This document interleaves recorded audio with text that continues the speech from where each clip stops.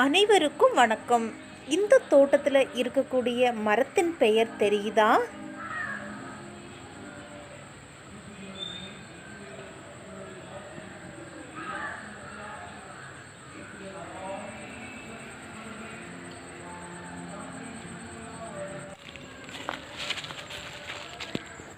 இது ரப்பர் தோட்டம். அதாவது இந்த மரத்தின் பெயர் ரப்பர் மரம்.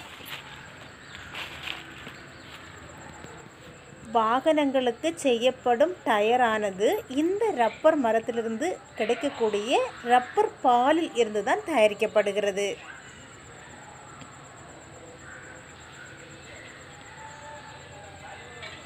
இந்த மரத்தின் மேல் பட்டையை மெதுவாக சீவி விடுவார்கள். அதிலிருந்து பால் வழிந்து அதன் கீழே பார்த்தீர்களானால் ஒரு சில் போன்று வைத்திருப்பார்கள். அந்த சில்லின் வழியாக பால் வழிந்து கீழே வைத்திருக்கும் கோப்பையில் வந்து சேரும்.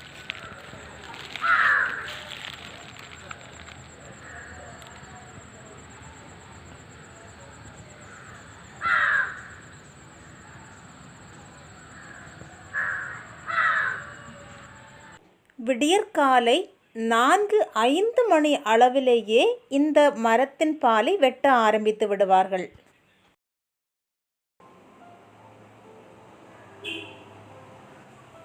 தோட்டத்தில் இருக்கக்கூடிய எல்லா மரத்தின் மேல் பட்டைகளையும் சீவிய பிறகு ஒரு 2 மணி நேரம் கழித்து எல்லா பாலையும் ஒரு வாளியில் சேகரிப்பார்கள். பின்னர் இலை மற்றும் தூசி இல்லாமல் வடிகட்டுவார்கள்.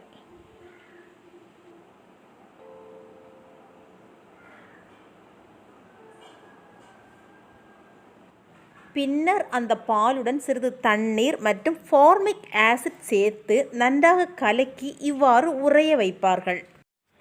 குறைந்தது 2 மணி நேரமாவது உறைவதற்காக இவ்வாறு விட்டு வைப்பார்கள்.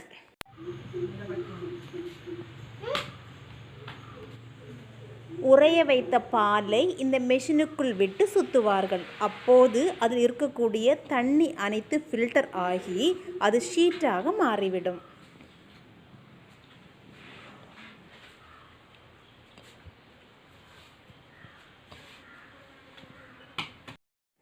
பின்னர் அந்த ஷீட்டினை இவ்வாறு வெயிலில் உலர வைப்பார்கள். உலர்ந்த பின்பு டார்க் ப்ரௌன் நிறத்தில் இருக்கும்.